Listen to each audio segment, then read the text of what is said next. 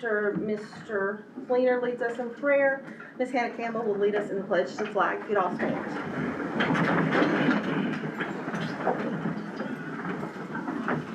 Dear Heavenly Father, we thank you for this day. We thank you for all our many blessings, Lord, and we thank you for a reason to gather here tonight to do your business. And Lord, for our community, we just ask you to bless it. Bless our kids and our teachers and our staff and everybody, Lord, during this Easter season. And we're just so thankful for your son, Jesus. We just thank you for those that are getting tenure tonight. We ask you to bless them and their families' lives, Lord, as they shape these young minds, Lord. And we just ask you to bless them.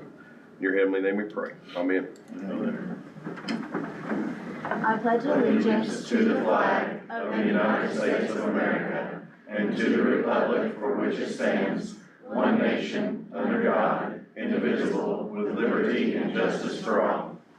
Thank you.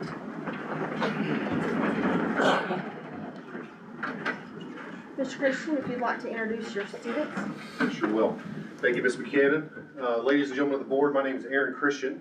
I'm the principal at Westview Elementary, and we're here to talk about project-based learning theatrical production that we put on at Westview recently, right before spring break. This was a culmination of our 6th through 8th grade related arts scheduling, all those classes working together to pull the project off, and also with your support through the ISM grant and approval for purchases of materials that were used and to turn this school play into a production. So I've got some special guests I want to introduce. First off, Dr. Brennan Allen. He's our STEM teacher at Westview Elementary. He's going to talk a little bit about the logistics that went behind the project. Then I've got some other special guests, some students that took part in the project, both as actors and behind the scenes running lighting and sound.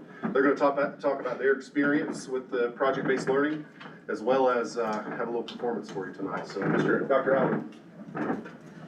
So again, I want to start just by saying thank you all for the opportunity for us utilizing the ISM grant for this production. And I emphasize the word production here because it wasn't just a school play, it was literally a production. We are so thankful for you to really just allow us to help to work with Ambrose and have their awesome support in providing all those materials.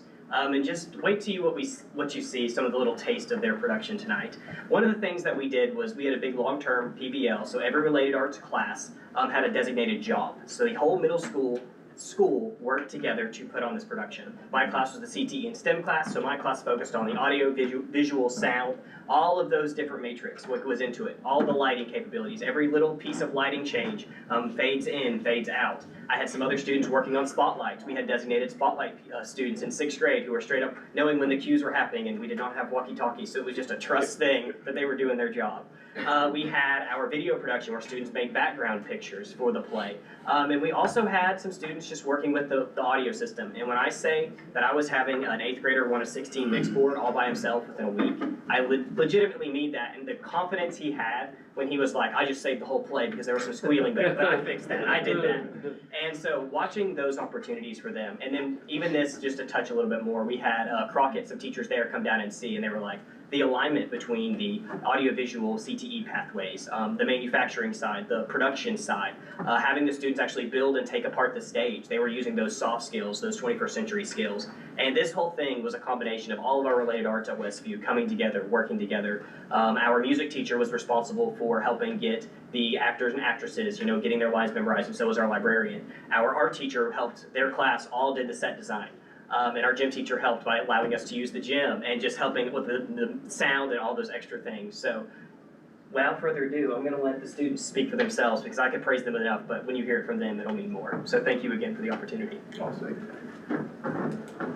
Hi, my name is Sophie Tolley, and I played Willy Wonka in the Willy Wonka school production.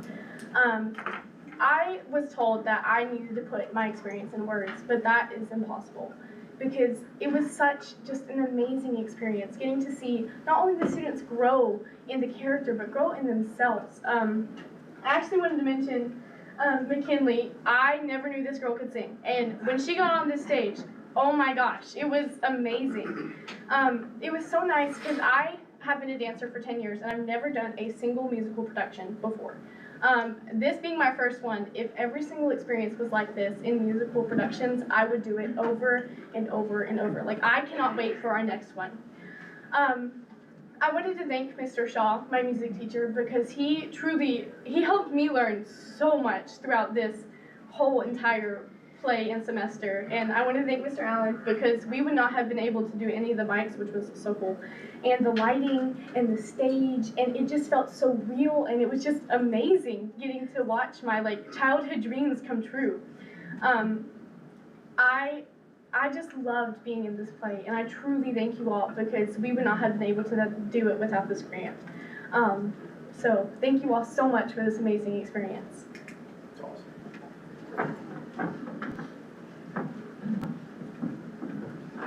Hello, I'm McKinley Young. I played Veruca Salt in the Willy Wonka school production.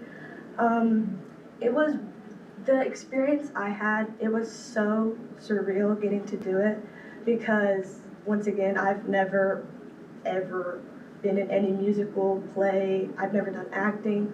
I've never really sung publicly before. So getting that opportunity to do in front of people I'm familiar with was so fun, and it was so awesome to get to do that with people I love also. Mr. Shaw, mentioning him once again, he really helped us thrive to be our character. He really pushed us to not be afraid to do the part we were meant to play. I'm gonna mention Sophie. She pulled together Wonka so well, made him silly like he's supposed to. Her actions doing it was awesome. Our tech crew was also amazing. They had the cues right on time. The music was awesome. The lighting was awesome. Violet, who turns into a big old blueberry, our lights turned blue for her, and it was really awesome getting to watch that and see that, and getting all the compliments after, and just getting the recognition from that was just awesome. And I'm really, really thankful that you guys and everyone else at the school gave us that opportunity. Thank you.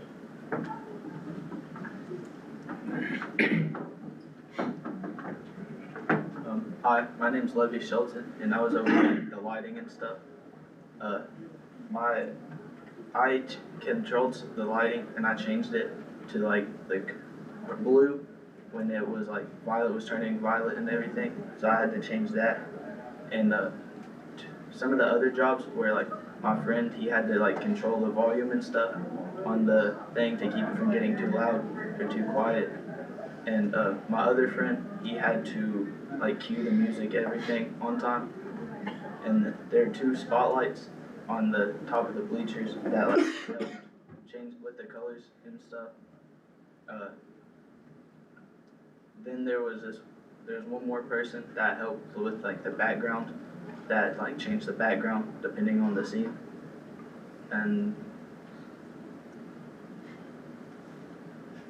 I didn't check his notes. And the spotlights helped with the Oompa Loompa scenes, it turned them orange to help with that. And when Violet turned violet and everything, that it helped turn that blue to help with that. It's awesome. You did a good job. Fantastic. Thank you all. So I Okay, think they're so going now to we're going do to perform a little demonstration. snippet from our production. All right. Awesome.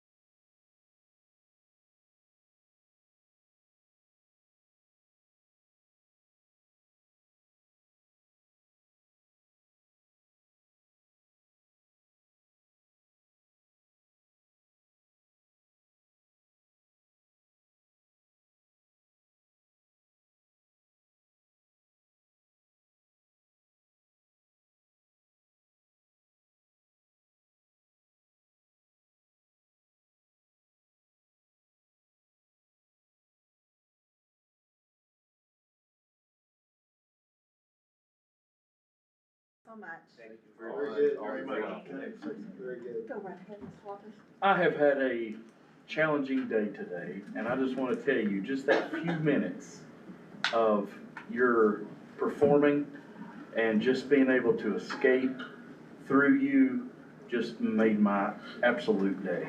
And I just applaud you guys. Good job.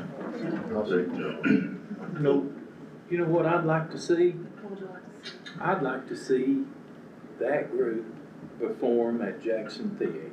Yes. That'd be Now awesome. if we're gonna have a theater down here in downtown Jonesboro, that right there needs to be on the list to go to that. I mean, that's, Absolutely. I'd love, then next time you all have make sure you send it to the board before we can come and see Yes. it. Absolutely. We'll be there. Do what? Anyone else? I'll go Jackson All right. Theater or wherever. Dr. Gray? Dr. Gray?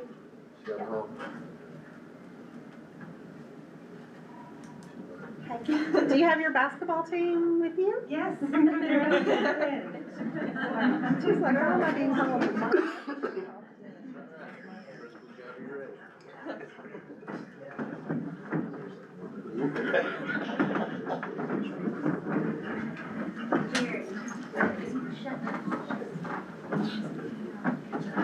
I will say something else, the red-headed boy right there is gonna be a good mechanic, cause I know his papa and his daddy. He wasn't listening to a bit of it. He was running. He's wanting out of here. He was running.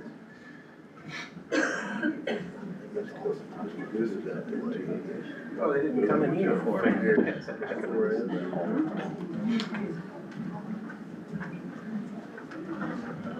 Good evening, ladies. Hello, how are you guys? Good morning for you all. Doing good.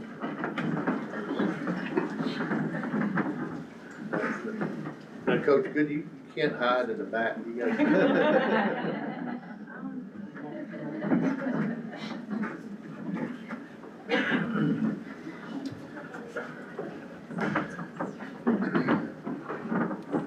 And Coach, let you take the lead, anything that you would like to share and celebrate your team.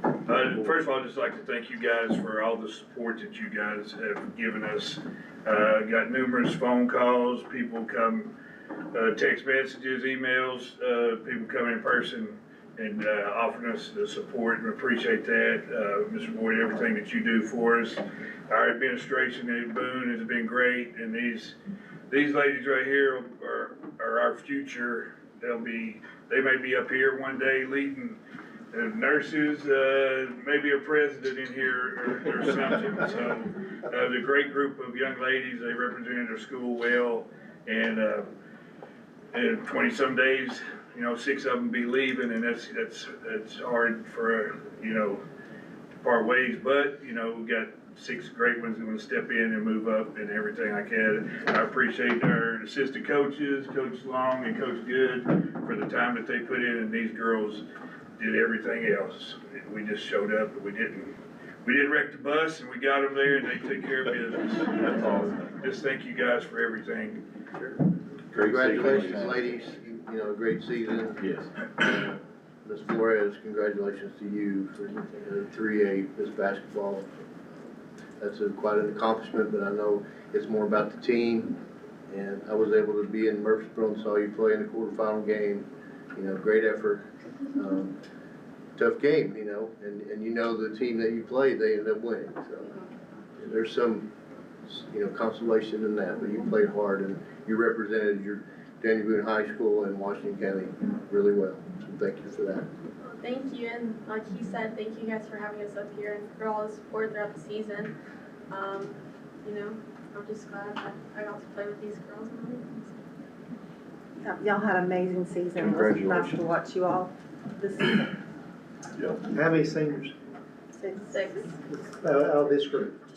Just One right now. Got one playing softball, one sick, and two working, and one out of town. So Appreciate it. boy, something to do. And we have no juniors. Though. Oh, wow, yeah. So Well, These are all sophomores, and we have 4 sophomores and 2 freshmen, so. Great. You got a bright future behind you too there, Andrew. Yeah. Oh my gosh, yeah. Oh.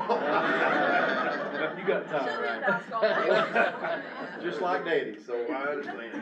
Please let those that are not here convey our love and appreciation to them as well, please. Thank you. Thank y'all for coming though. Thank you for your hard work Congratulations. and your commitment. Thank you very much. Made the entire community proud. Yeah. Absolutely. Yeah. As a pioneer, this is hard, but congrats.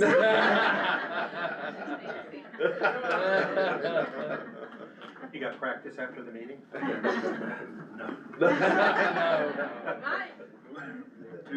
Tuesday we'll get in there. I see.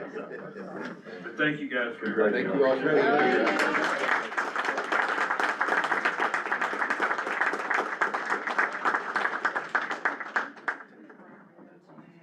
Jason, you can stay around, y'all.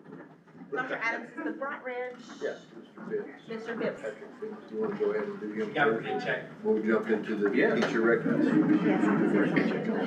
Okay, I thought it was backwards. Okay, it won't take that long. Ready? Hello, everyone. Hello, we're cheering. I'm Patrick Phipps. I'm the Energy Services Supervisor with Bright Ridge. I'm here tonight to present Washington County Schools, its annual Solar Schools Initiative Participation Award. This is the 4th year of your participation in the Solar Schools program through the Community Solar Agreement, where the school district receives 11% of the annual output from the Martin Solar Farm. This year's incentive is the largest one yet, of $88,322.28, which brings your 4-year total received to $294,425. So thank you very much for participating in our Solar Schools program. So I need to know who gets the real check and who can take a picture with the big check. I can take a picture with the big check and I can take the. All that right, and where it belongs. great. I can put that where it Do you mind to belongs. hold up one side of it once I get it flipped up the right way? All right.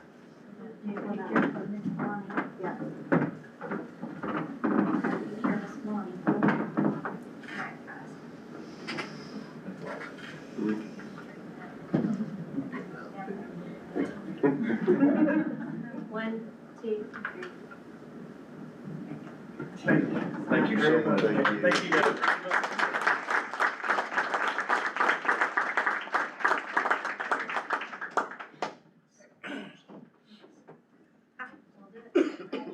Thank you. Thank you. Oh, yeah. Okay. Yeah. Awesome.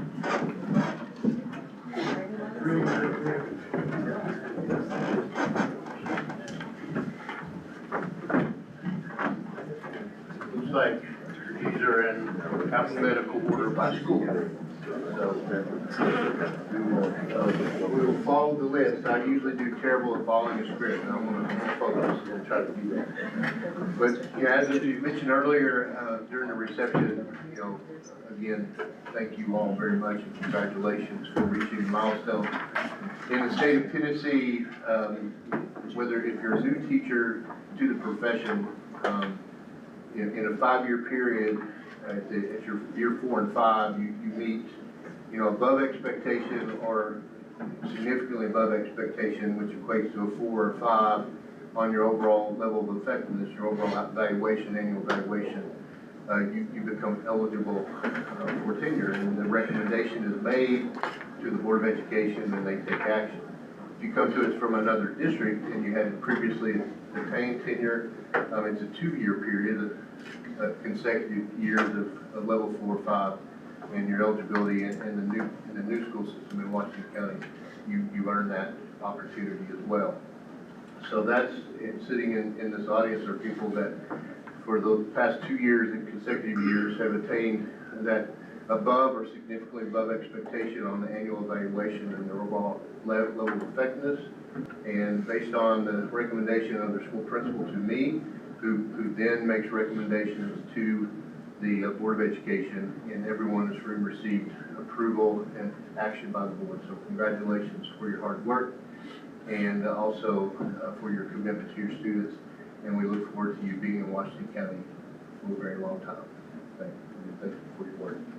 What I'll do is call the name, and like I said, I'll try to follow the list. I'm just going to read if I can do that. Ms. Buchanan, our board chair, I'll hand it to her, and if you'll come up, she'll present you with your certificate. For Asbury, Ms. Serena Campbell. And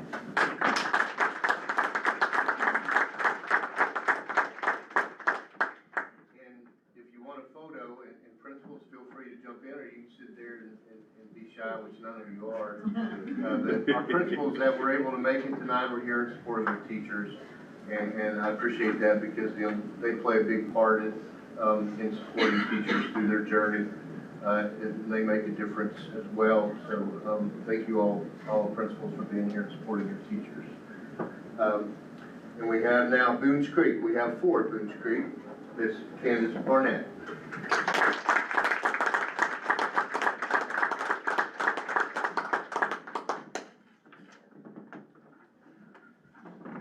Monica Cantrell.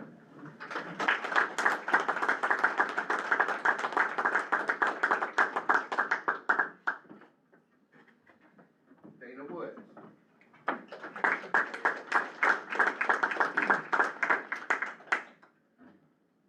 She's will make sure Miss Woods is that. Whitney Howard. Now we'll move into Dana High School. We have 2. Miss Ginger Lewin.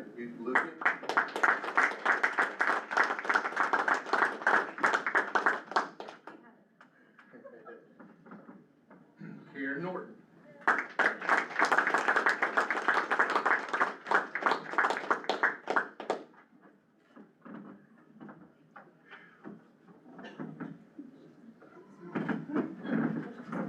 David Crockett High School, we have 1, James White.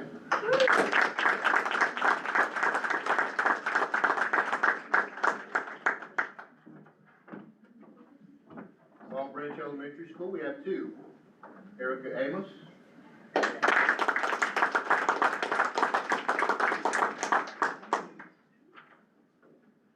Janie Reed.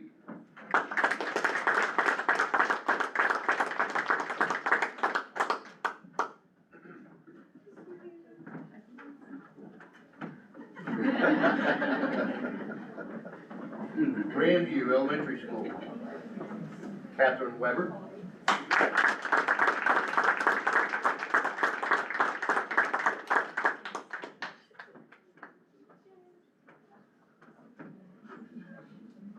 Taking photos from the back.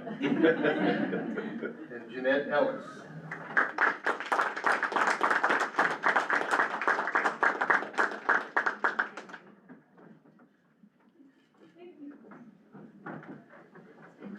Gray Elementary School, we have 1, Summer Witzel.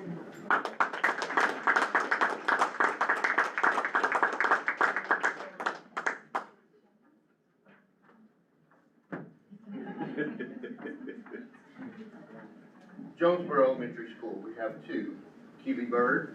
And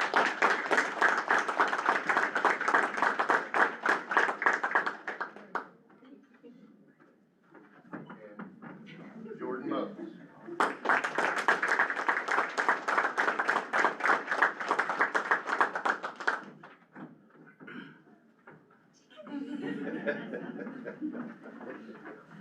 Lamar Elementary School, Ariel Flanagan.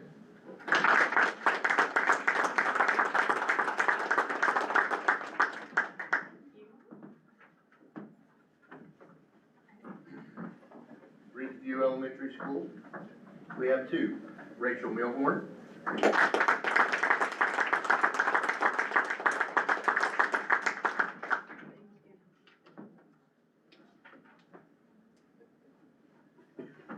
And Stephanie Breedlove.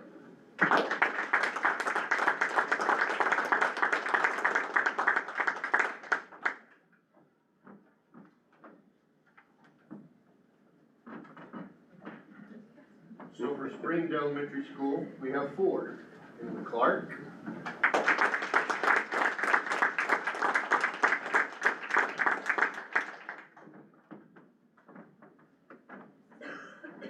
don't think I've said this last name, so I'm about to butcher it. It's okay. Christy Chase. It's all right. Thank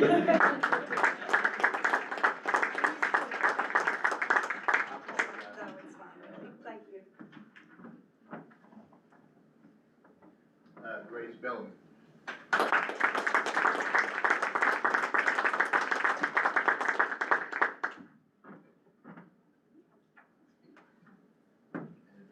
Bethany Hayden.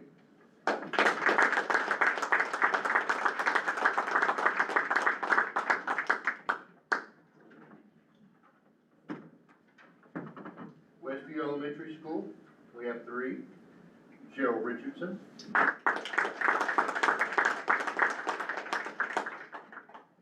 Whitney Tapp.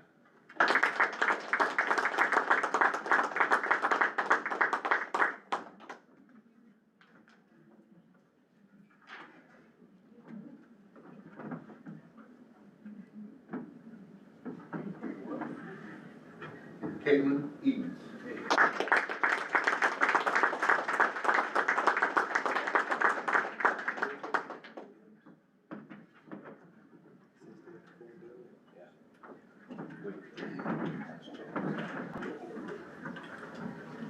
We have 1 system-wide teacher, Tamara Caldwell.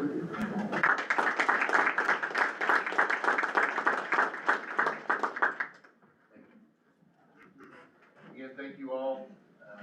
You're welcome to stay, as I mentioned in the reception, but we'll pause for a second. And if you want to sneak out here, you're welcome to, but you certainly are invited to stay for the rest of the meeting. Make that decision. Thank you all. And everyone have a great Easter weekend as well. We get to leave too. You need to take a rest break. It kept going off. I tried to figure it out. Oh, did it? Yeah. Thank you. Thanks, guys. Have a good one. Thank you. Yeah.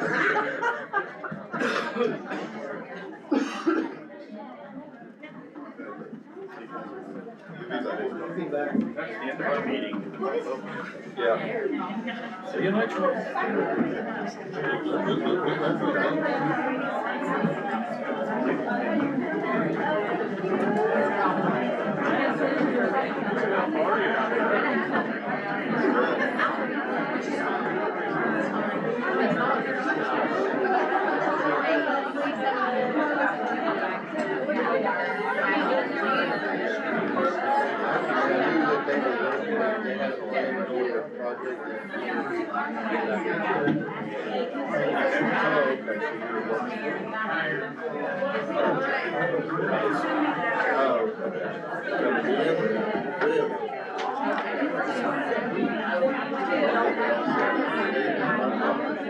There was 2.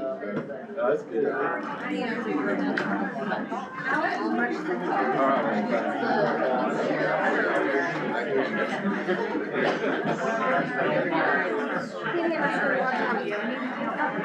You'll be up in a second. I'm just surprised everybody left. They honestly didn't do that as quick as I thought.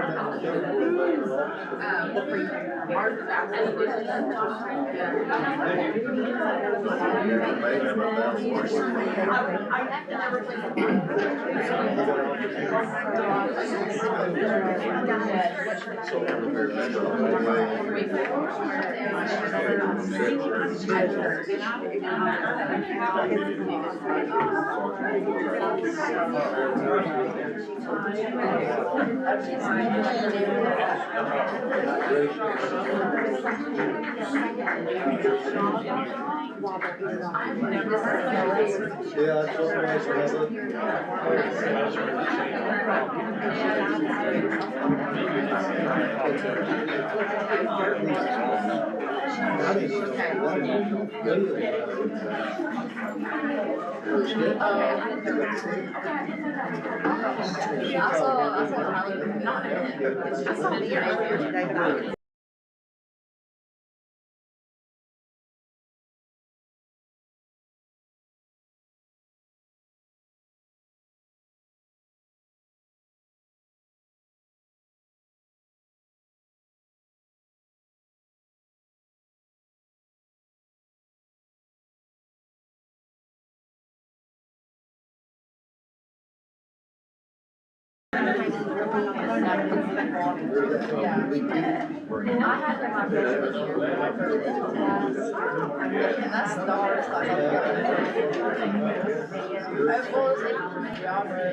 So that's the course that you are.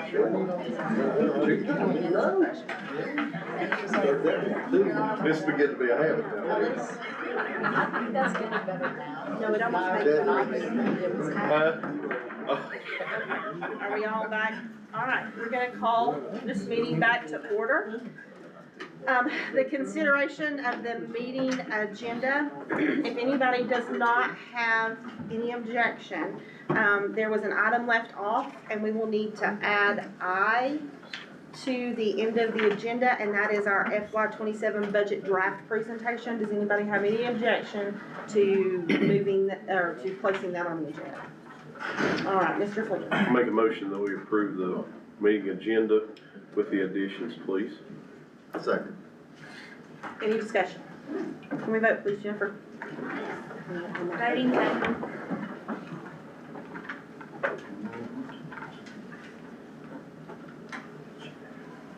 Mine didn't pop up, so I'm gonna vote yes. Commissioner Hattelstein, Yes. all agree.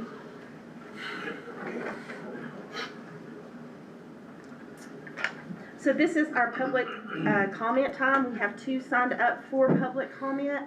I'm gonna go ahead and read the public comment period instructions, and then I will go ahead and call up the first name on the list.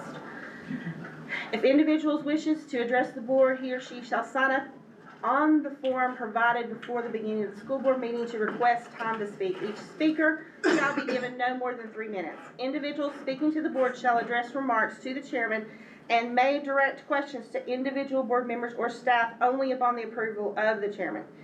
Each person speaking shall state his or her name, address, and the subject of presentation. Remarks will be limited to 3 minutes unless time is extended by majority of the board to vote. The chairman shall have the authority to terminate the remarks of any individual who does not adhere to the above rules or choose to be abusive to an individual board member or the board as a whole, including the director of schools. As a reminder, this is a time for the board to listen to public comment. Kayla Baldwin is our first speaker this evening.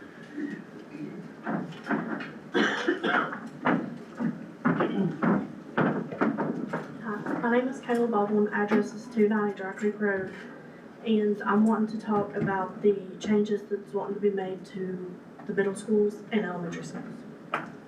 So, where we live at, it is a 25-minute drive to Grandview.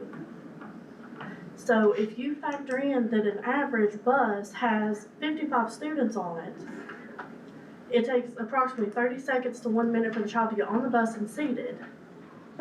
That's going to put you over the hour mark that Tennessee state law states a child is allowed to be on that bus. So instead of having both middle schools on the other side of the county, why don't they split it one on each side? That way you have less bus time, it's more convenient for parents that does live on this side, and all. That's it. Thank you so much. Thank you. Mary Grace Wooten.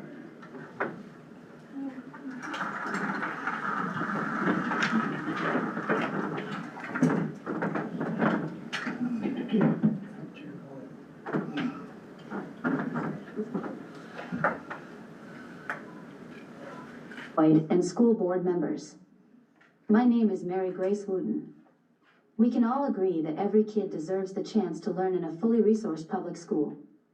As you are aware, school vouchers divert funding away from public schools, and there is legislation in progress to double that harm by expanding vouchers in our state. The school voucher program takes taxpayer money that could be used for public schools to transfer it to private ones.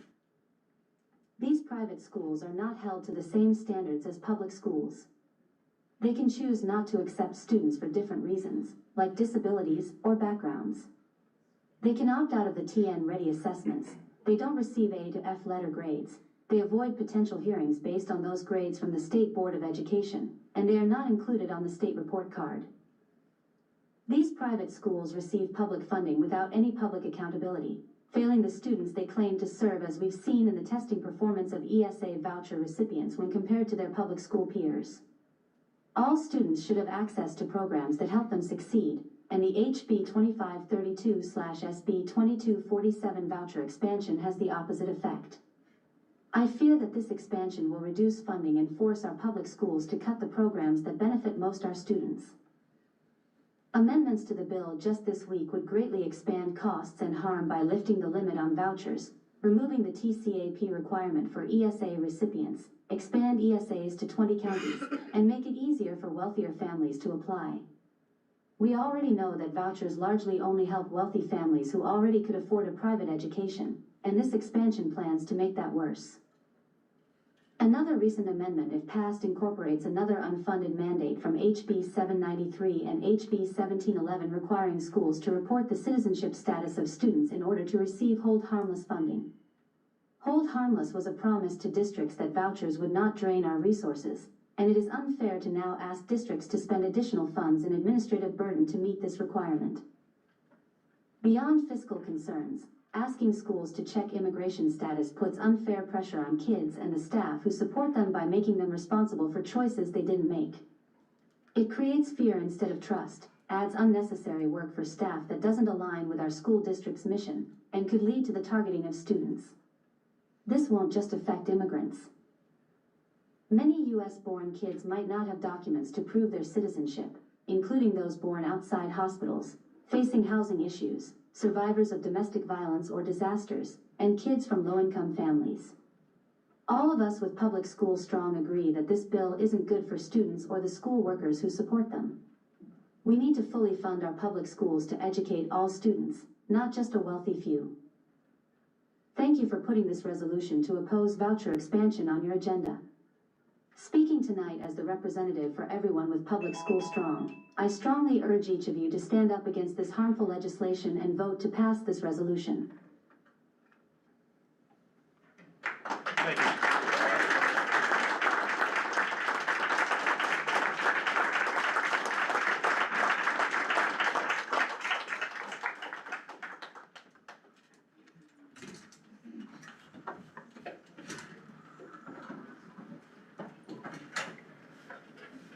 Thank you, Ms. Whitten. That ends our public comment. Do I have a recommendation of the approval of the meeting minutes? So moved. Second. Thank you. Is there any discussion? Can we vote, please, Jennifer? Voting is open.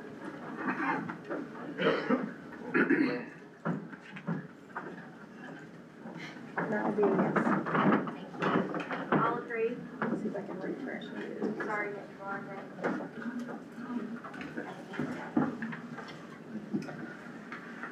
Announcements, April the 2nd, the county commission with the Hugh, that was today. Do you have anything to? We have one item, it was to utilize educational capital funds for the technology purchases that the timing's always off, we talked about it in the workshop, so they did approve to move on to the budget committee. Thank you. The district offices and schools will be closed Friday and Monday. The April the 8th is the county budget committee meeting. Our joint meeting between the Board of Education and the county commission is April the 14th at 5:30. And then the county commission will be the 27th at their normal time. Our board workshop is the 28th at 6 p.m. The top 10% banquet is April the 30th. CTE is May the 4th. Asbury graduation is May the 8th. May the 11th is Teacher of the Year banquet. May the 16th is graduation at the Mini Dome at 9 and 1. And the last day of school is the 21st. So, do you want to go with your superintendent's report, please? Certainly, but I will turn it over to our student board member, Ms. Hannah Campbell. You want the clicker? Yeah. You have control.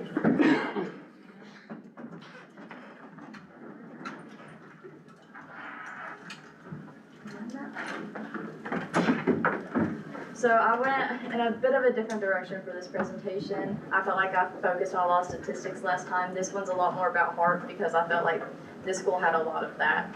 So we're gonna just start out with their CTE lab, which was absolutely amazing. I got to go on a tour of the school. So they became a Tennessee STEM school in 2023. Since then, they've only been moving upwards. So they were able to fund that CTE lab, which focused on their STEM activities and projects. One of my favorite things I learned was that they have random project days. So these are randomly announced in the morning over the intercom. The really cool thing about this is when I was talking to the students, they said that they didn't want to miss a day of school just in case it was a project day. So you can really tell how much that means to the students. I did take some photos of their displays. However, I forgot to put them into the presentation. They were amazing. I hate to say especially for middle schoolers because I was continually impressed by these students. So I really wanted to focus on their student leadership team, which started 4 years ago when they got that designation. Their first team focused on their access and engagement goal. This was just kind of starting up that CTE, getting that program going. The following year, they tasked themselves with the resiliency and positive behavioral supports. We'll see a little bit more of that here in just a second. And then this previous school year, they set their minds to improve the academic proficiency in their middle school. I thought this was super interesting because I did see, as I was walking through their school, they had little pockets so you could see their academic achievements, a homework that they did that they got a good grade on, they could display that for their friends to see. And then their current team's focus is to build confidence through 3 focuses, which is empowerment, comfortable, and non-judgmental spaces. So some of their successes, this is where the behavioral support comes in. So the playroom is a place after academic or behavioral achievement students can go play. This I thought was absolutely outstanding. I wish that my middle school had that. And then they have a rest room and problem-solving den. So students who come to school stressed, get stressed at school, have a hard time trying to break into that space, can request to go to this room just to reset, get their mind back ready to learn and get back into the classroom. I thought that the engineering design process was super interesting because this was a problem-solving template created and designed by one of their students. I really wanted to focus on this year's team. I got to go to one of their meetings, so I got to see a little presentation by them, and just to shout out them, it was absolutely amazing. They presented on the high school and college level. I have seen worse presentations in my college classes, so I wanted to give a big shout out to them. They spoke with confidence and they knew what they were doing. So this year they sent out the surveys to figure out what their students' needs and wants were. They wanted to focus on what they felt that their students needed. So they designed a You Matter week, which you can see their little flyer that they had created, kind of a dress-up type week, I guess, that you see in high school, but it had specific focuses to encourage students to step out of their comfort zones and come together as a community. And that school is a community. I mean, even just walking through the hallways during a class change, I saw how close everybody was, which I think is amazing. They created a student shout-out board where students can write down shout-outs to other students. This can be something as simple as so-and-so smiled at me in the hallway or helped me with my homework. Stuff like that, which again is, I think, a great way to build an environment and a community, a support system. They held a parade to celebrate Edgar's completion of his cancer treatments, just showing, I think, that they really are family. And their confidence and collaboration shine at an outstanding level. I don't think that I had that kind of community or support when I was in middle school, let alone the CTE that they have in middle school now, which I will always shout out CTE. I think it's absolutely amazing. So that's what I had for you today, if you have any questions. Great job, man. Thank you. Thank you. Thank you. Thank you.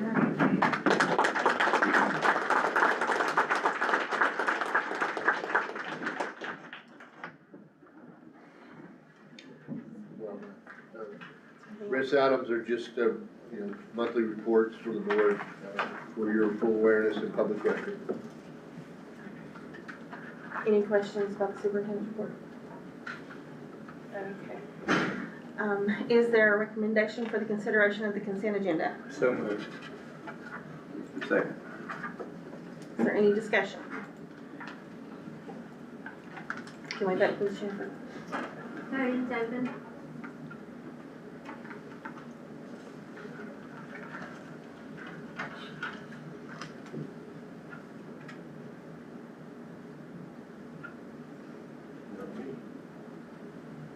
Mr. Huddleston, how do you vote? Yes. All agreed? Mr. Huddleston, you might refresh your screen because that's what I had to do to mine. Okay. Our discussion and presentation, the envelope machine request. Vote on the dance club stuff. No, we'd already. Those are all in consent agenda. Congratulations. Yes, I think we had somebody here in support of the dance club, so it was in the consent agenda and approved. So,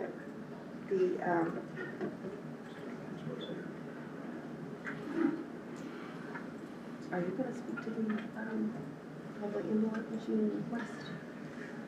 Dr. Adams is here. The board had requested some additional information in the workshop on the envelope machine.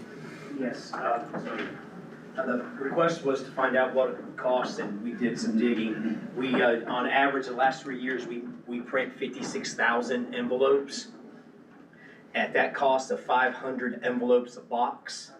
To do that many envelopes in a year, Kinko's would charge us over $12,000 to do that many envelopes in a year. So, again, our recommendation, going off the cooperative with, RJ Young. through RJ Young, our recommendation is to purchase that machine. I know it's a little over $18,000, but if we're looking to do 56,000 envelopes a year, which is an average of the last 3 years. So how long will that machine last, do we know? Is it like a printer, It's more like a printer, yeah. I'm assuming it has some type of warranty on it. My goal would be to get at least 15 some odd years out of it, but not more. Because the one we have, I think, is almost 20 years old. Okay, so we have. We have one, it's just, it's over 20 years old and it breaks down, and like everything else, I come and say, we can't find parts for it, we can't do that for it, we can't find anybody to work on it. So. Mr. Flynn. Make a motion, we approve the Zanti EM press for $18,615.10 for RJ Young. Second. Any discussion? I'd just like to say thanks to Dr. Adams for bringing the additional information that we asked for last week. Appreciate that. Thank you. For have that perspective. All right, can we vote, please, Jennifer? Voting's open.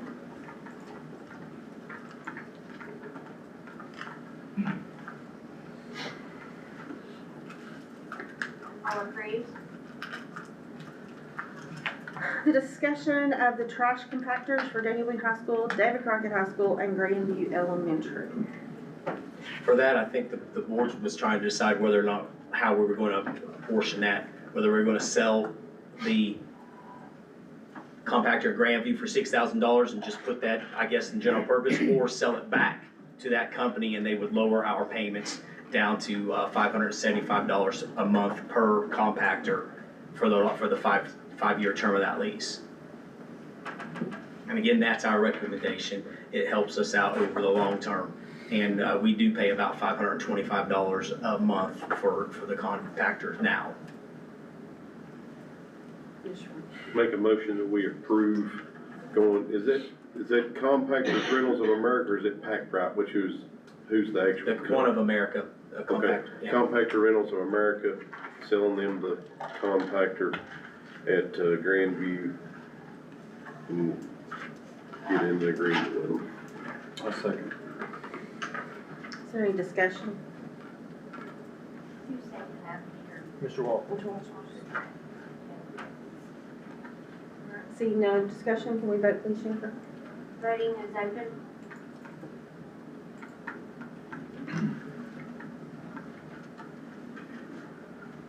All approved. We have several purchase orders that were not available during our workshop, so they were not on the consent agenda. So the first one is 29003, and it is for the middle school football uniforms, and it is not to exceed $11,000. Is there a recommendation? Mr. Lane?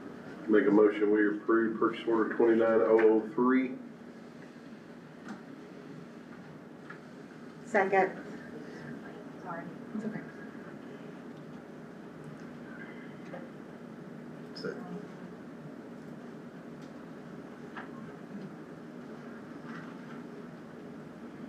So tell me when you're ready.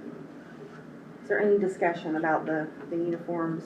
Is there 11,000 going to cover it all, or are they school chipping in to cover the balance? That's the expense from that account. Have we had the helmets and the shoulder pads and That's stuff? a separate expense, that's an annual recurring cost. Well, I didn't know if it was getting done yet or not. They have to every year. Yeah, it has to be reconditioned, they have to be certified every year. Yeah. Any other discussion? Can we vote please, Jennifer? Voting is open.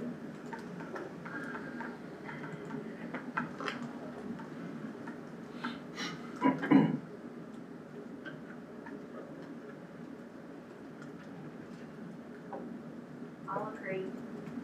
Purchase order 7718 from Lamar Elementary. It comes out of the ISM grant, and it's for a video podcast. The complete production studio and equipment. Mr. Walters? I make a motion that we approve purchase order 7718 for Lamar Elementary. Second. Any discussion? Can we vote please, Jennifer? Voting is open.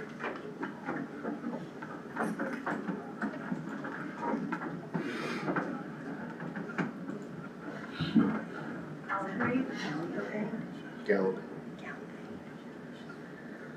Purchase order 7783. It is Gallup-Paid textbooks for a renewal for grades 3 and 4. So I guess that would be system-wide. I'm hoping with $56,000 system-wide. Is there a recommendation? Mr. Fleener? If you'd allow, Mr. Chairman, I'd like to group purchase order 7783 and 7782 in for the same thing. They're coming out of the same line, both of them for workbooks. Okay, that'll be fun. Second. Mr. Riddle, second that. Is there any discussion about those two? Can we vote, please, Jennifer? Voting is open.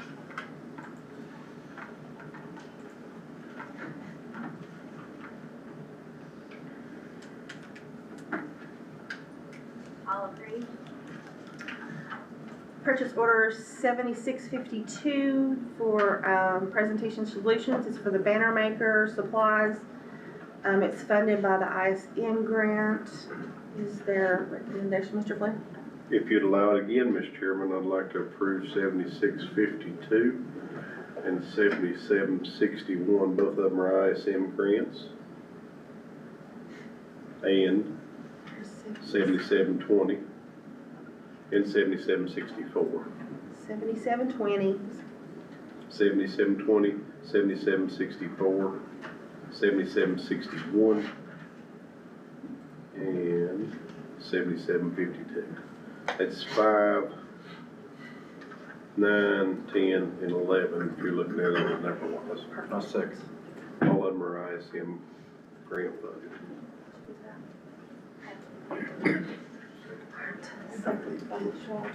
Any discussion? Can we vote, please, Jennifer? Voting is open.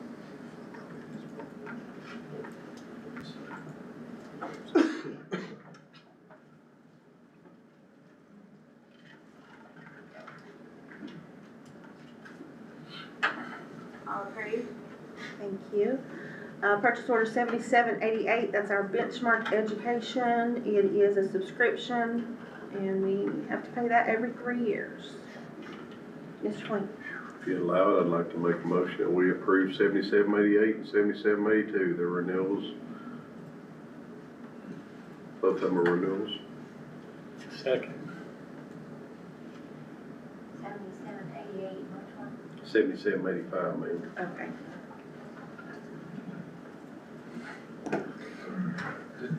Question, 7788, is that software renewal?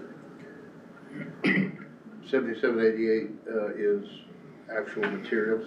They are actual materials. The benchmark materials are our elementary literacy materials. So it's actual textbooks and materials.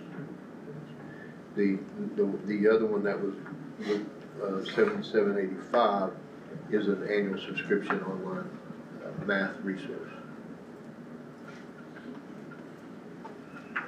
All right, any more discussion? Can we vote, please, Jennifer? Voting is open.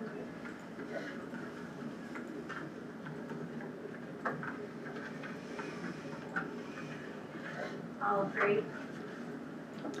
And the last purchase order is 7784. It's code HS Online Classroom for Computer Science. Mr. Flynn? Make a motion we approve 7784. Second. Is there any discussion? All right, can we vote, please, Jennifer? Voting is open.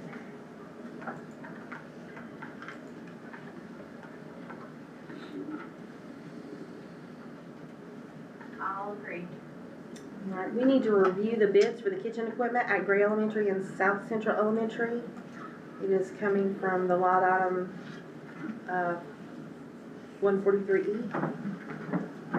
Right, we had agreed to put this out to bid for freezers and ovens at Gray and South Central. We opened those bids on Tuesday. Comparing all the different bids, our recommendation is go with the low bid from Trimark USA. I believe it was $943.88. Mr. Flynn? Was this, I guess, already budgeted? I know it's coming out of theirs, but I mean, this was planned for them. Equipment money, yes, sir. Okay. Mr. Flynn? Now make a motion we approve the Trimark USA LLC of $80,943.88. I second. Mr. Wall. Is there any discussion about the bids? Seeing none, can we vote, Jennifer? Voting is open.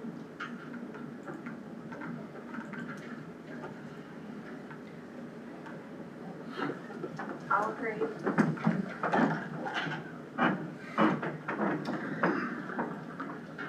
So now we're at the discussion of the process to develop a formal plan of action for the potential pre-K 5 and 6-8 school reconfigurations. Mr. Flynn? I'd like to make a motion that we move forward with the plan stages and schedule some meetings to where we can have our stakeholders at those meetings and move forward with that. Second. All right, opening up for discussion.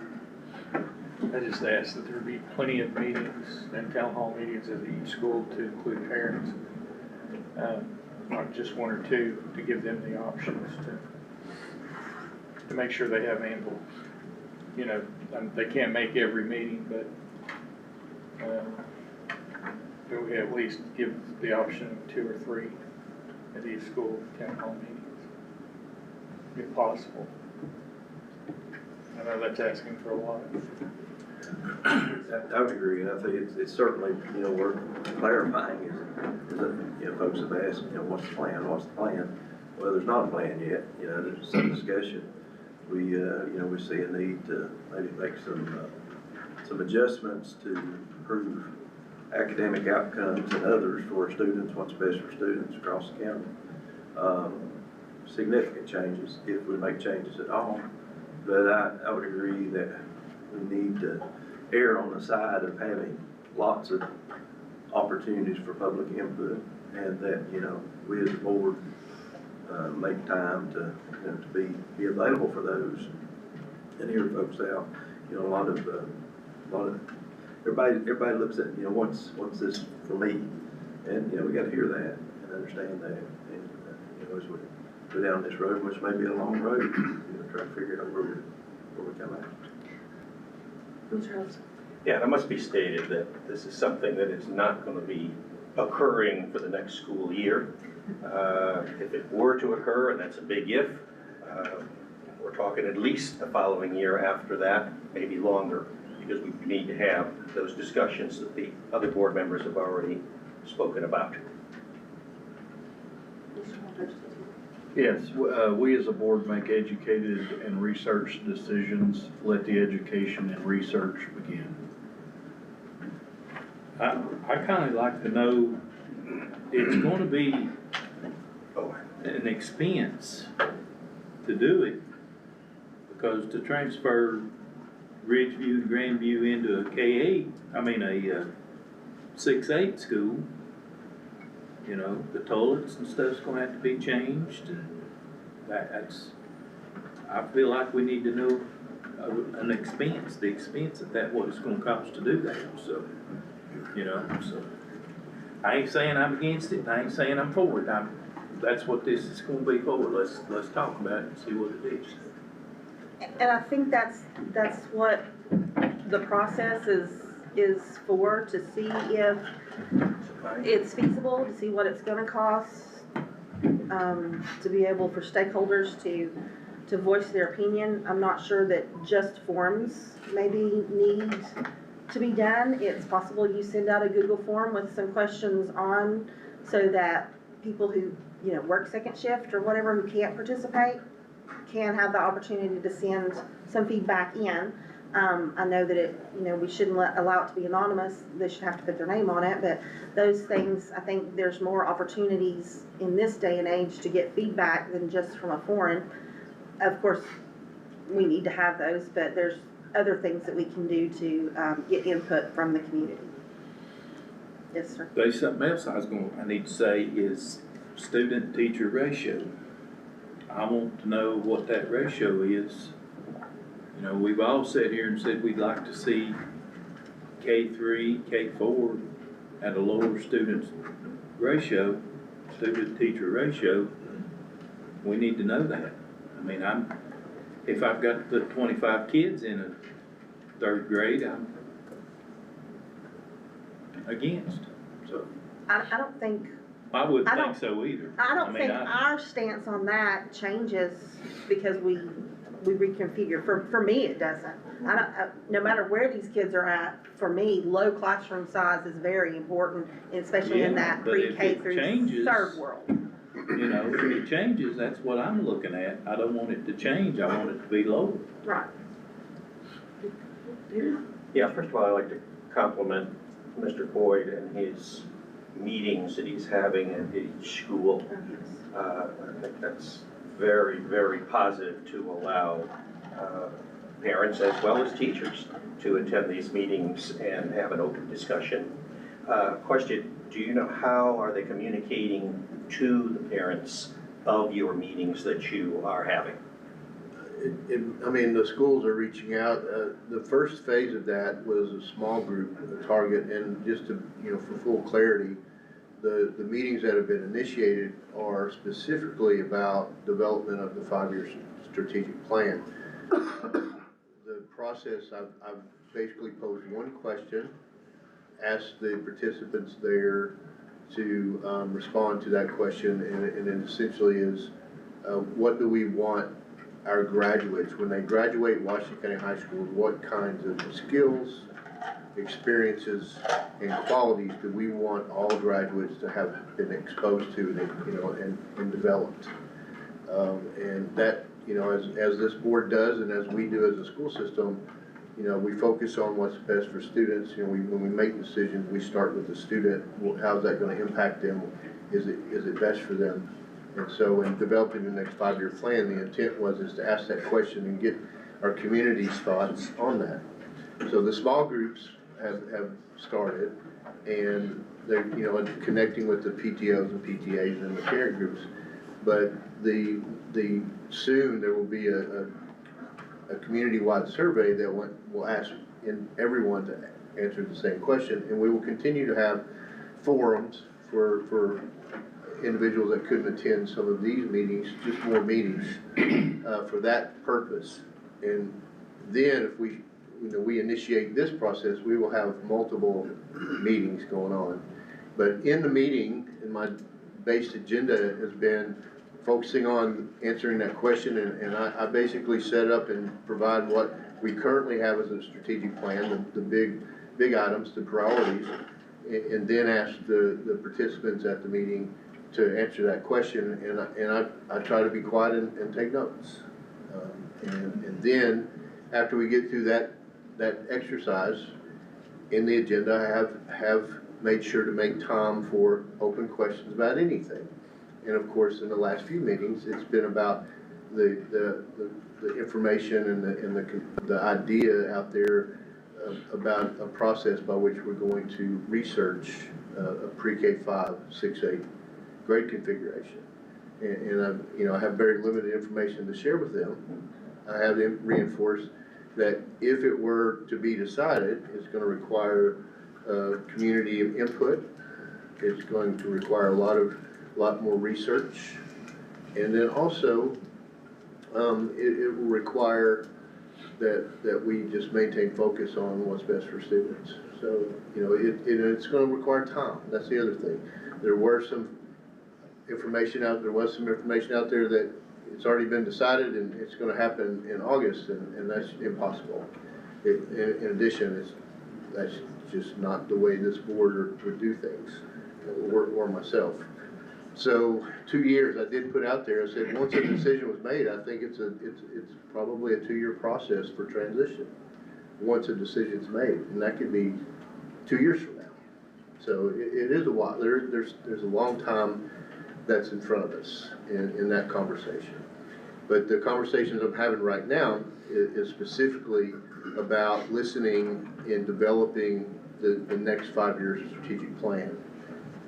And that's what, and the timeline would be to present to the board after input, and then our team looking at all of the input and crafting, what the plan should look like, and then presenting a draft to the board for consideration and final approval in September, August, September, probably more realistically September. And I believe any parent who's not able to make their school's meeting can go to a different school. It's not close to that. And again, we'll put a community-wide survey out, one question, open-ended.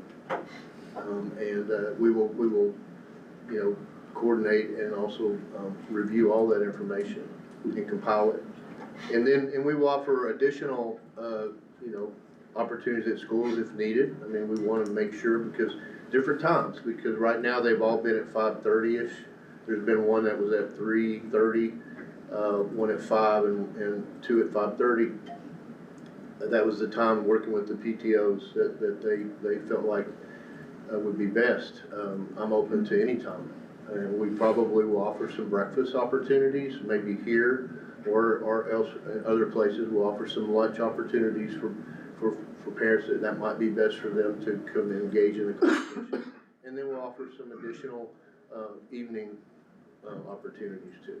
We want it to be a good, robust conversation about, how do we improve our school system, and how do we stay focused on what our graduates need to, what experiences, what skills, and what qualities that we need to all work together to help develop them, to give them the best chance of success after high school. But that's a pre-K through 12 process. It's not just about high school and high school graduates. It's about the journey getting there too. What kind of skills, experiences, and qualities do we need to develop in that 13 plus years that some students are with us. Some begin at 3 years old in our early pre-K program and until they're 18. So what does that look like? Thank you.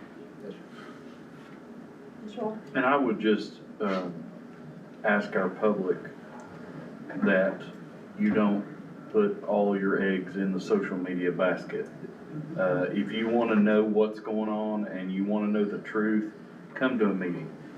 Don't get tangled up in the social media web of everybody's opinions. That's not always truthful. And if you really want to be involved, you really want to know the truth, show up. If you don't mind me asking a question for clarification, like just focusing on this transition, how are we, like what are the goals for this transition in meeting long-term graduation goals? Well, you know, it's really right now a question. Would we better serve our middle school students if we had a consolidated school, each of the feeders into the high schools? Would we be able to provide stronger programs for all middle school students that consistently those opportunities are available to all middle school students? Would we be able to better utilize our resources and also support teachers? Some of our teachers in some of our small schools get isolated. And so would they have a better opportunity to support student success in a team? You know, so really it's about a question that this conversation going forward will be focused on finding answers, you know, answering that question. Would we better serve our middle school students if we were had a 6-8 school that all of our 6-8 students, our 11, 14-year-olds went to? And would we also better serve our elementary students in a pre-K-5 setting if those teachers and principals and staff would be able to focus specifically on elementary level skills and needs? Okay, so then a follow-up question. With the CTE being implemented into like the middle schools, which right now are the K through 8s, would we focus most of our CTE resources into the middle schools so that they kind of have a more even out education going into the high school? That's part of that question about would we better be able to strengthen the programming and opportunities for students. Definitely this board, as any board in Tennessee should consider, and this board has considered and has supported, those CTE STEM career exploration opportunities absolutely should continue to be offered to our middle school students leading into our high schools, preparing for high school. So yes, it would be an opportunity to consider strengthening and making sure every middle school student has that level of quality. And do you think that you would start implementing bits and pieces in like RTI time starting in the elementary school so that they can, you know, dip their toes in and then can almost just like step by step get them to high school, get them out, get them into a career? The career exploration, you know, at least being aware should begin as early as kindergarten. And just so, and that happens. I mean, that happens now. Our elementary classrooms talk about careers and our elementary students ask questions. So yeah, it would definitely be something we continue to do in our pre-K-5s, if that were the case, you know, as it is currently done in our pre-K-8s. Right. God, you're hot. You know that? Dang. Where'd you go to school at? I go Crockett. All right. I just want to be crystal clear. The motion tonight is just to move forward with the talks, move forward with the information gathered. That way nobody has any misconceived notions that tonight we're gonna, you know, move forward and we're gonna do this. All the details, Mr. Irvin pulled some up, Ms. Hannah pulled some up, that, you know, details. There are literally probably hundreds of details that's gonna have to be worked out on all this that we are not even started, but we need to continue the conversation. If this is where we wanna go, we at least need to listen, like you said, to improve student outcomes is the reason all 9 of us are here, or 10 of us are here.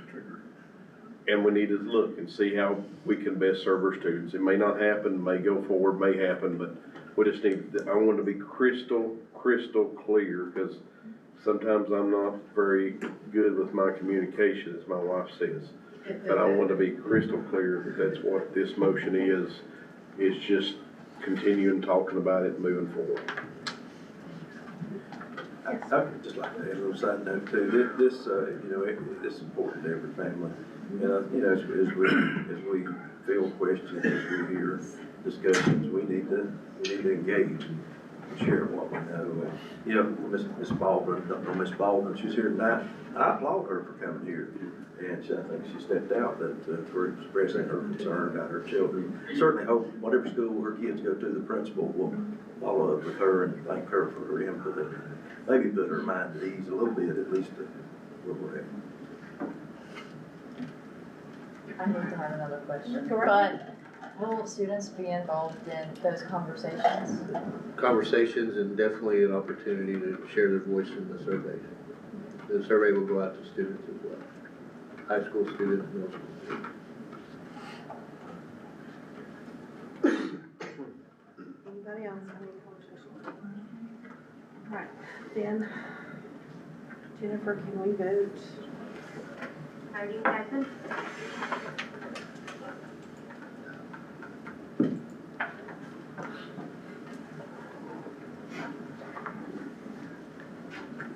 I'll agree. Thank you. I hope y'all have had the opportunity to look at the resolution of opposing school vouchers. I know that we almost do one of these every single year. And I think it's very important that we continue to voice our opinion in opposition to school vouchers. So is there a recommendation for? I'd like to move this item and speak to it. If I get a second. Second. Mr. Huddleston. Okay. I brought this resolution forward for us tonight because nothing gets me any more hot under the collar than we talk about vouchers for private school education.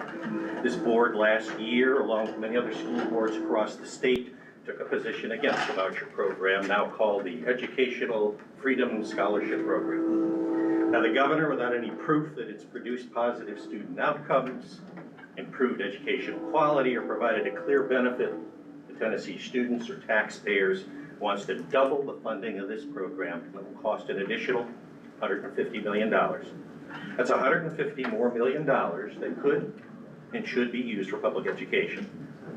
I truly believe it would be premature to allocate any additional funding to this program until the legislature addresses more pressing priorities in public education. Now, I'm not asking that we end the program or defund the program. That's not what legislators who are against this program are wanting to do. Just asking that we pull in the reins of a soon-to-be runaway horse. Just ask the citizens of Arizona, where their legislature is spending over $1 billion on their voucher program, which began only 4 years ago. That horse for them has long run away. Before this program is expanded, we need to see three things: transparency, accountability, and measurable outcomes. We have none of them yet, except with TCAP scores in those three initial cities, Nashville, Memphis, and Chattanooga, that have shown voucher children have not performed any better, and in some cases, have performed worse. Now, to top it all off, the legislature is considering a bill that would allow private schools that accept these vouchers to not be required to even give the TCAP to their students, which is still being required to be taken by our public school students. I think they're afraid to see the results. Now, what do we need in Tennessee?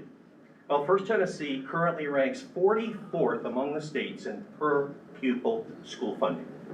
Sustained investment is needed to bring our public schools to a competitive funding level. 44th out of 50 states. Let that sink in. That's abysmal. Second, teacher compensation remains a serious concern, with Tennessee ranking 38th nationally in average teacher pay. Improving educational salaries is essential to recruiting and retaining high-quality teachers. Right now, teachers who work in Tennessee can move to South Carolina and see their pay increase by an average of $2,000. Teachers who work in Memphis can make a short drive across the border and make $3,000 more in Alabama.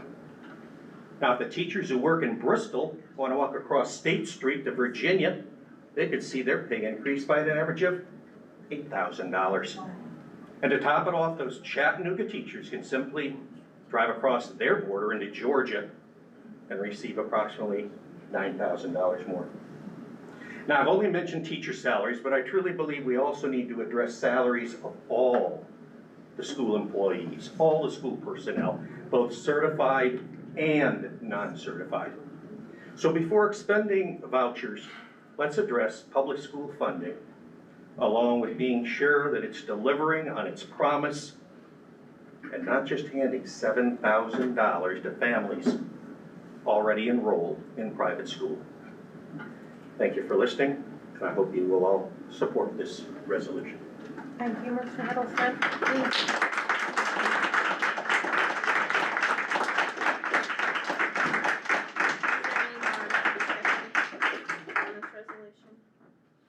Can we vote, please, Jennifer? Voting open.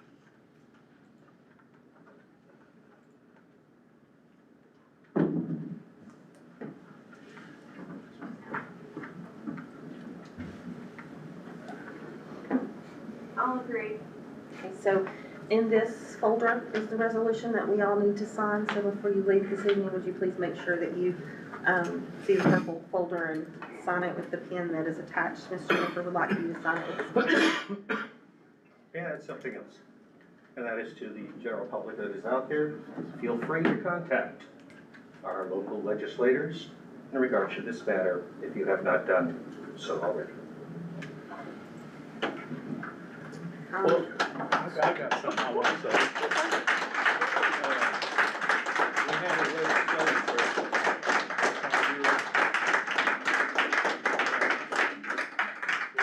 Was it Hicks that said that if we didn't have, was it Nashville in our school system, that we'd be ranked 10th in the nation? If we took out our larger district, urban districts, yeah, we would be nationally in the top 15 states in academic outcomes.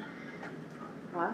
Yeah, That's I mean, impressive. I thought that was. There's a lot of students, you know, in Memphis, there's over 100,000 students. Nashville, there's 85,000 or so. Well, Memphis got took over, right? It's Shelby County now. Well, they consolidated, it's still under the, you know, under control of the Memphis, or the Shelby County. Is it in control, or is the state still in charge of that? There's portions, the state took over portions at one point, and that wasn't very successful either. I just thought that was interesting when they said, when he said if they didn't have that county in our school system, we'd be 10th. And I thought that was very interesting. There's a policy on our agenda that needs immediate attention. It is a law change in Nashville. And so it is policy 1.609. So it would be appropriate to waive the first reading and move on to and pass on second reading. Mr. Fleener? Make a recommendation, we approve policy number 1.609 on the second and final reading. Second. Any discussion on the policy? Can we vote, please, Jennifer? Voting open.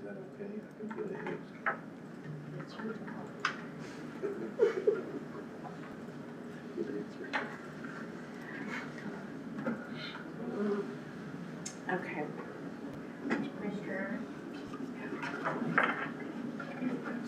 Mr. Irvin. I'm sorry. Just trying to put his X on that. I put my X on there. You were just trying to ask something. All agree.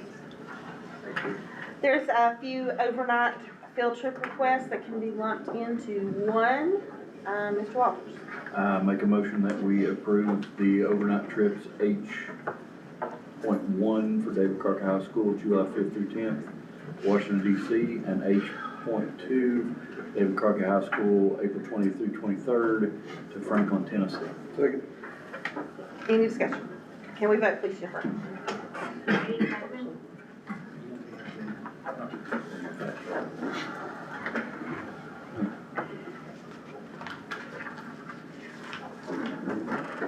you. All agreed. Thank you. This is where we added the FY '27 budget. Proposal, that's all you, buddy. Okay, if I can, I prefer to. We discussed this at a workshop, but as was indicated, we really need to bring it to the actual meeting.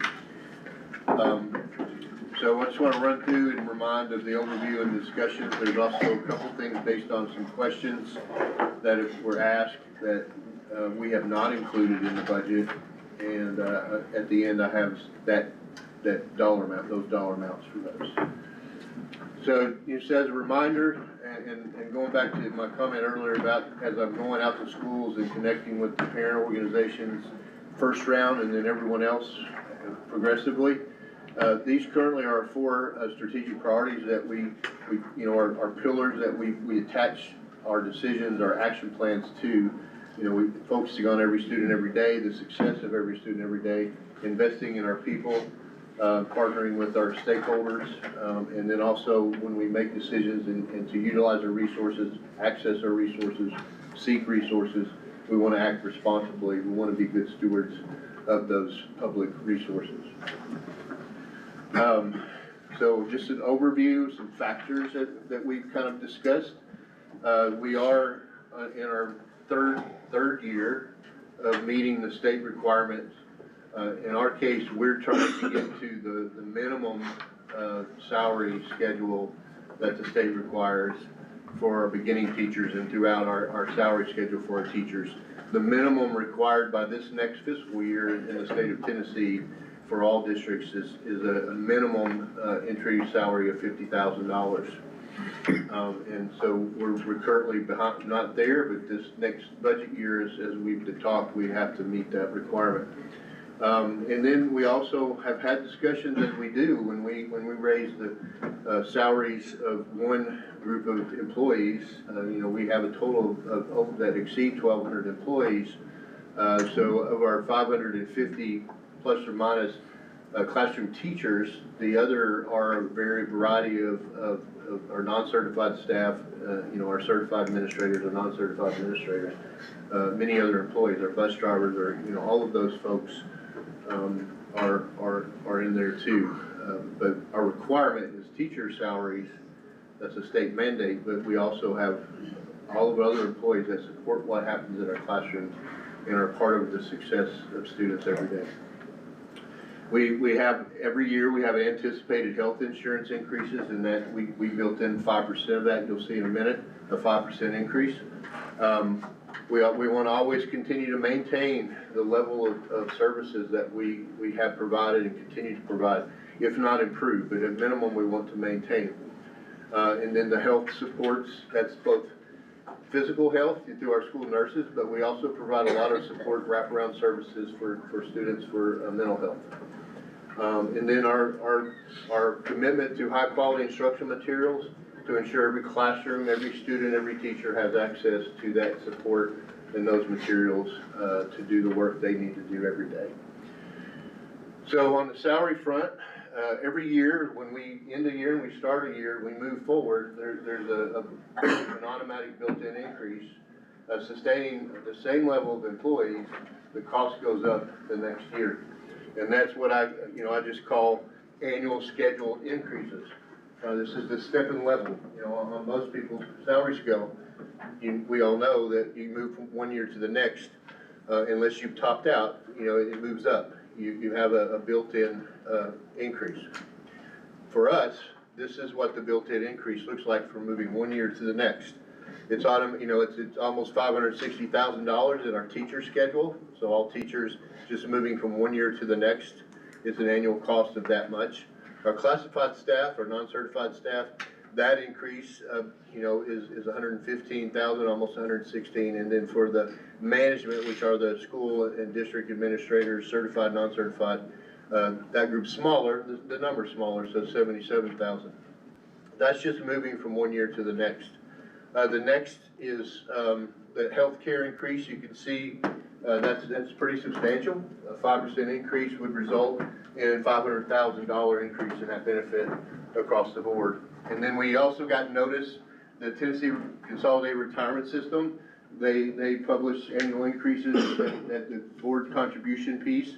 And this year, the estimate we received equates to $480,000. So all of those are just moving from one year to the next with our salaries and benefits. Next is the built-in or the increases that I refer to as improvements. Everybody usually refers to those as raises. That's the amount for that improvement. And right now, the built into the budget, it's only targeting that state required raise for teachers to meet that minimum threshold of the state minimum salary schedule. And what we have done over the last 3 years, we set a target 3 years ago, and to hit that 50,000, we knew we had to at least do $2,095 flat rate across the board, everyone on the schedule, to hit that minimum amount. So that's what we built in this year. That equates to $1.36 million. That's just the raise required by the state for the teachers. Right now, there's not one included for any other employee. So fixed costs, non-personnel expenses, just kind of list those for you. Those are kind of based on actuals. Mr. Hell has put in the increases. You will notice in diesel fuel that's a negative, so that's a decrease. But the others, the natural gas, for buildings, for facilities, and then we have our propane, expense for our buses, our transportation, shifting, from diesel to propane. Our university school, in our agreement, they get their state funding formula as well, but they also get a portion based on their enrollment of our local funding. So that's the increase that has been estimated on what they would receive, and that goes to the university school. The adjustment there, you see a negative for the trustee. The trustee gets an automatic specific commission of all the revenues that we receive. But we budgeted, I believe, Mr. Hill, we set the budget, the amount a little bit higher, so we're adjusting that down in this year's budget. Correct, based on the last 12 months. Based on the last 12 months, yes. Just to point out, you all did extend or renew the contract with the janitorial service, but at this going forward, this next year, there was no increase in that cost. Revenue factors, our funding is built around, state and local funding, our base funding. TISA is the state funding formula that requires a 70%, 30, or doesn't require it establishes essentially a 70-30 split between state and local share. What's reflected there is just the state portion of the state funding model, the TISA. So we've been notified in our estimate for March. That number is $51,441,981. The local part, the revenue from sales tax and property tax, what we built into the budget is an increase, requesting an increase based on the trend of the local option sales tax revenue. We budgeted this current year $21 million. We're trending way above that, and we're requesting the county commission to consider raising that based on the fact that we are receiving more than $22 million in local option sales tax revenue. We just haven't been able to budget that. So we're asking to budget an additional $1 million out of that revenue. And then the estimated current property tax right now, you can see, is $13,552,792. The local responsibility based on state law, it's called maintenance of effort, annually moving from one year to the next. They have a responsibility, a requirement to match that funding. And the local's responsibility for Washington County schools is $37 million, a little over $37 million. So that's how much minimum local funding they're responsible to provide. Just as a reminder, I mentioned the TISA, or Tennessee Investment in Student Achievement. That's our funding model. We've shifted from what used to be called BEP, Basic Education Plan, program. Different funding model, essentially same thing. State provides some money, local contributes some money, and it funds your school system. As you can see in the governor's budget, that number, actually, that's wrong. This year is 7,295, not 775, that's 2 years ago, I'm sorry. But it is this year's amount that's in the governor's budget to increase the per pupil base amount to $7,530 per student. That is an increase from this current year of $7,295, as you can see is $235 per student in the formula. The weighted funds, so it is another piece. We have specific learning, unique learning needs. There's 10 categories, and those are funded based on the base fund of $7,530. But different categories, for example, economically disadvantaged students, I think is 25% of that amount. So for every student that we have that meets that criteria, our funding is 25% times the number of students times 7,530. That's how they calculate that. Direct funds don't require any local match. We receive those directly from the state of Tennessee. And I'll show in a minute what those categories are. It includes CTE, third grade, fourth grade supports, things like that. Outcome funds are based on testing outcomes in certain grade levels. And those we don't budget those funds because they don't come until the middle of the next year.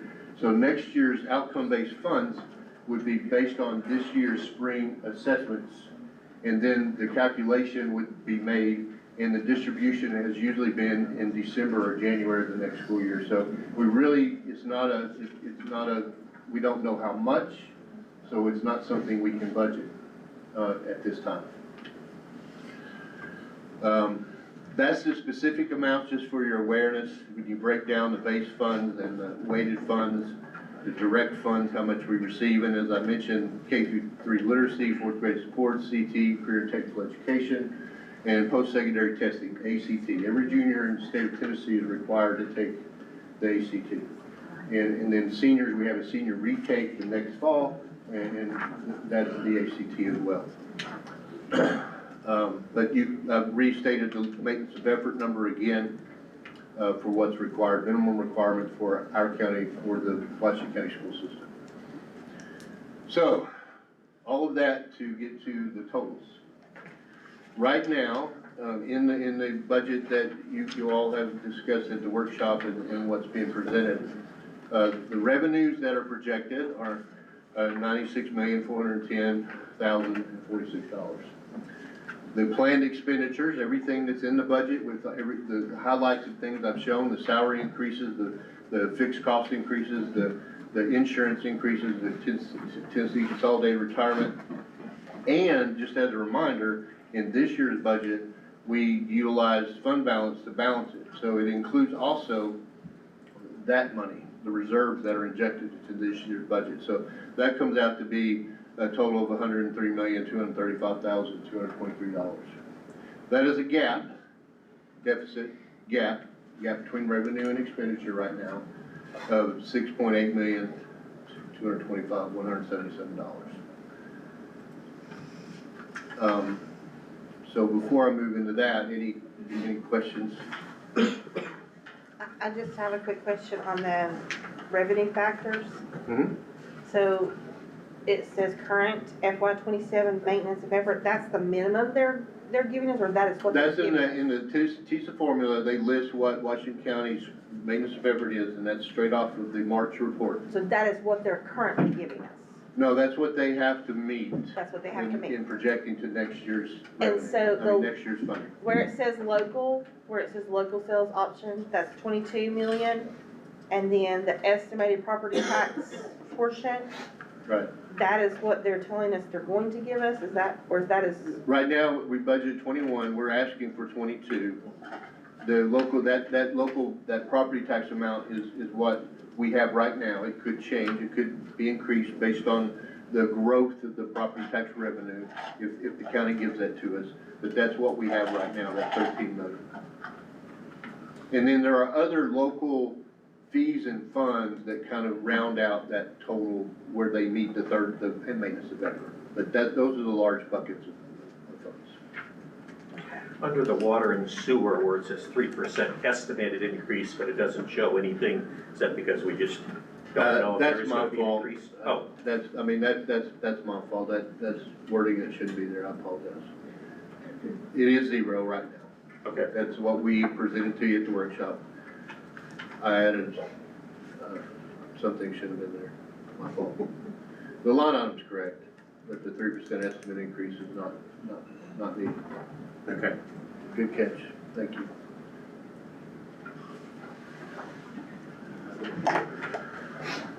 So this is, that bottom number, includes like what we projected, and Mr. Hale can add to it. In that $6 or so million that we injected into this year's budget using reserves fund balance to balance the budget, we project that we will not use all of that, and it's gonna it will be in the neighborhood of 3.5 million. That's why it's less. If we used all of it, then that gap would be, of course, $9 million.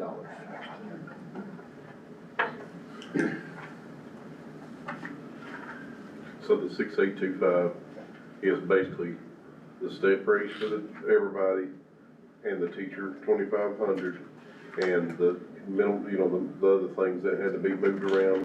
That's minimum 6.825 right now. Right. That's all of those other fixed cost increases and the salary only, the step and level increases and the required teacher raise. Good. Now, the fund balance that we are recommended to carry is by state controller. That is making the recommendation each year that we carry a 2-month fund balance. Is that where it comes from? So there's just guidance that says that's where they target as a healthy balance. It's not a state law that you have to. Right. The state regulation is, and this is where sometimes the conversation gets a little bit off track. If our board, if a board, this board, any board, has a fund balance of less than 3%, then basically the board does not have any control over how that money is used. Money above 3% allows boards to target needs and utilize the fund balance, whether it's to help balance in next year's budget or capital purchases and projects or other needs. But when it gets to 3% or below, the board no longer has any options. Those funds remain in fund balance. That's, we have heard, well, you only need 3%. No, that's the minimum state required amount. If the board, before the board doesn't have control of those funds, so to speak. So the board then, listening, per the comptroller's, Tennessee comptroller's report, indicated that government bodies should maintain 2 months operating expense as a fund balance. The board has passed a policy to that effect, which, is approximately 16% of your overall budget revenues, I guess. So in our case, that equates to around $17 million of a minimum fund balance to 17 million to meet your board policy. My understanding is Johnson City Schools keeps that amount, correct? Yeah, we modeled that language exactly after Johnson City Schools. Sorry, Mr. Board. No, jump in. And yet I don't remember hearing people from the Johnson City Commission complaining about that, just my editorial comment. And am I correct in saying the Washington Commission carries a 3-month fund balance? I think their policy says 4. They went out $370,000. 3 or 4? 4. I think they went out to 4. Did they go? I think their policy says 4. Wow. It was 3, but it's not up. Okay. Ms. Sparks? So my question is if at this 6.8 gap, if we make up the difference that we're short, out of our fund balance. If we drop below what our policy says, we should keep this fund balance. So, right, at this projection is still 3 months out of getting actual data from, most, March's revenue's not in yet, but the projection right now is we'll land somewhere around 16.7. That will change as I keep putting in real data in, but that's the projection. So basically, you're gonna be at your fund balance threshold per your policy. So that means you wouldn't be able to have any gap that you use. If that happens next year, you'll be below your policy. And once again, if you will, go into what problems are created in May and June if you do not have an adequate fund balance.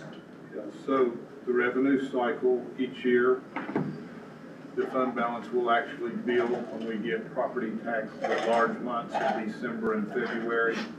And there's other months that still come in where it's quite a lot, but it doesn't come in evenly. So what you see is our fund balance in the bank goes up and reaches its highest point in March or April.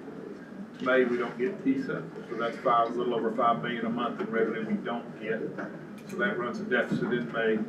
And then in June, because teachers are contractually 10-month employees, 90% of 95% of them want to be paid over 12 months. So for July and August, that money comes from this current year's budget, so we book all of that in the June report, send 3 months of payment to the bank holds that payment. So we have, in essence, 3 months of payroll for all certified staff, which accounts for 75% of the payroll expense. So you have 3 months payroll in June.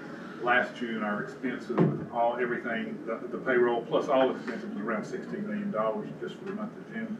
So that's our heaviest month. Long story short, last May and June, we ran a deficit of roughly around $13.5–14 million.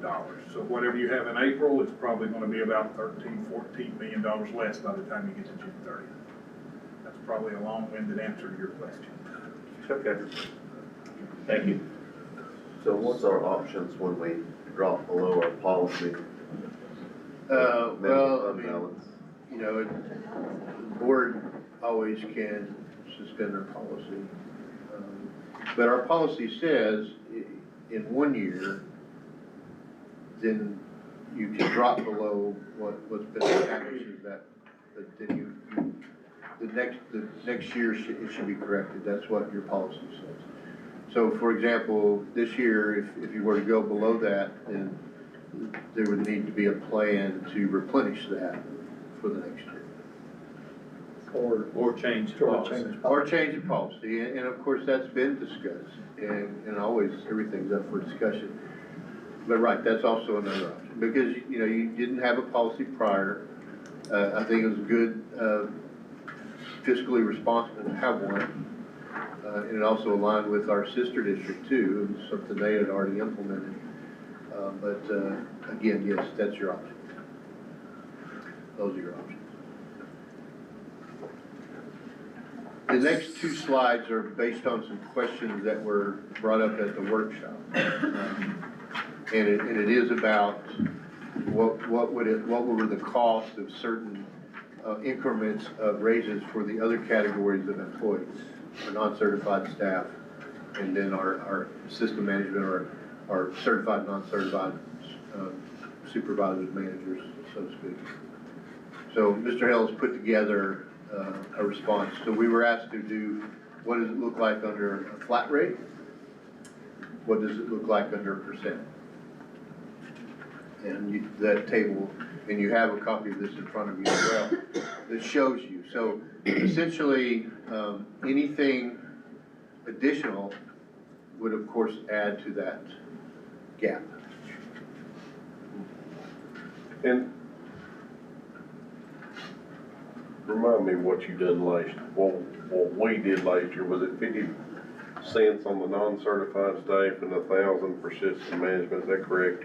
Yeah, we started out, you know, $1 proposed and 2,000 flat for the system management, and the board ultimately backed it down. You know, had to reduce it to 50 cent increase and 1,000, yes, sir. Thank you.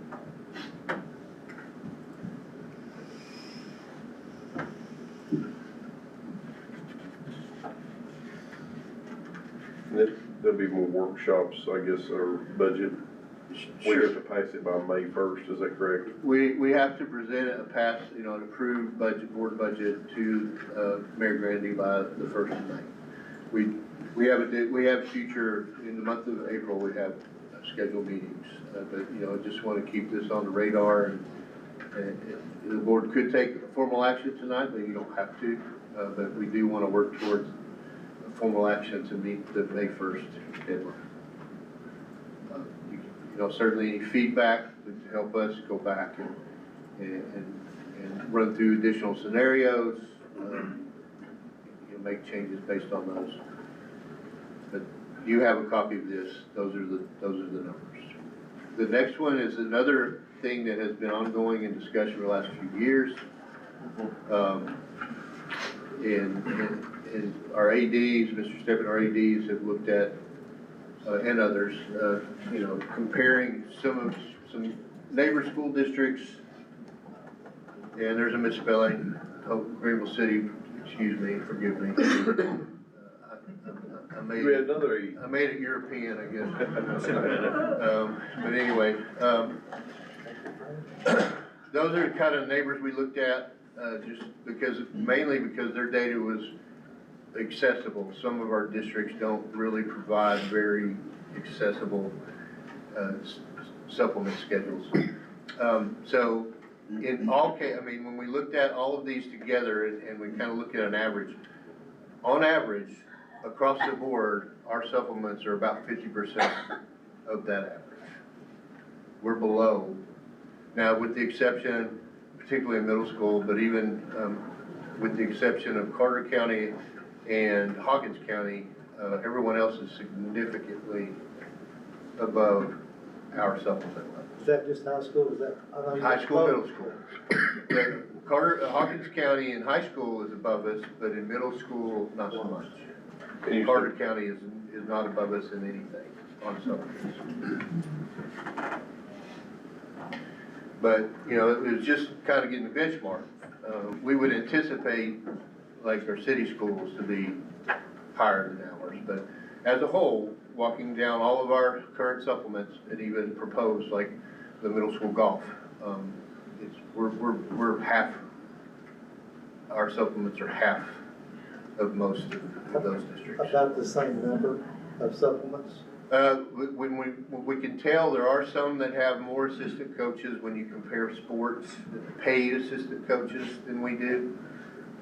There's some differences in some of the bigger sports. There's some noticeable differences in the number of paid supplements. But then when you get to some of the smaller sports, it's not that big of a gap on paid supplements. But both head coaches and assistant coaches, ours are about 50% That's where the gap less. Are both head and assistant. Have we added middle school golf supplements? I know that's been discussed. That'll be, based on all our conversation, regardless if we change the schedule, we'll need to add that for next year. It'll be a minimal amount based on our current supplement. Understand. Yeah. Okay. But we want to formalize that and make sure that's in the package that you all formally approved, in June, basically May, June. For sure. Could I ask to request a 25% increase on this, on supplements, and see what that figure would be? That's why I did a hypothetical. If we were to double our current supplements, that would increase our total allocations, total expenditure from 471, of course, double that, 942. So you basically could take 25, add 25% to 471, that'll tell you the cost of increasing all supplements by 25%. About $120,000. Yeah. Yeah, just under 118. Yeah, it'd be about 120 each 25%. Yeah.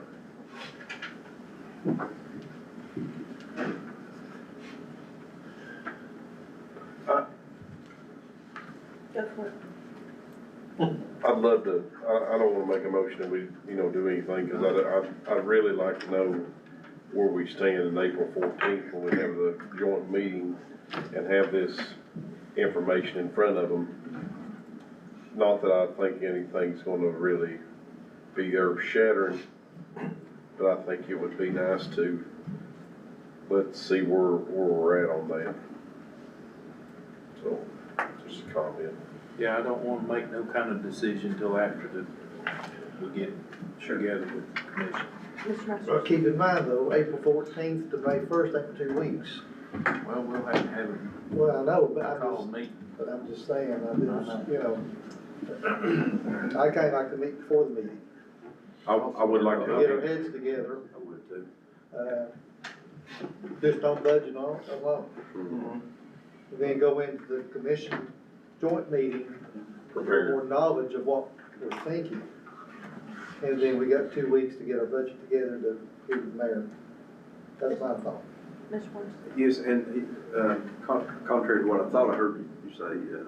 Board, I don't think we've got another meeting between now, other than the joint meeting of the commission between now and. To the workshop. To the workshop. Yeah, prior to May 1st. So the workshop, as we've noted, it's our regular scheduled workshop, but we would plan on calling a special call either before or after, but typically the board does it before the workshop to take action on the budget. So that would be the date that you would take action with the thought of getting it to the mayor by May 1st.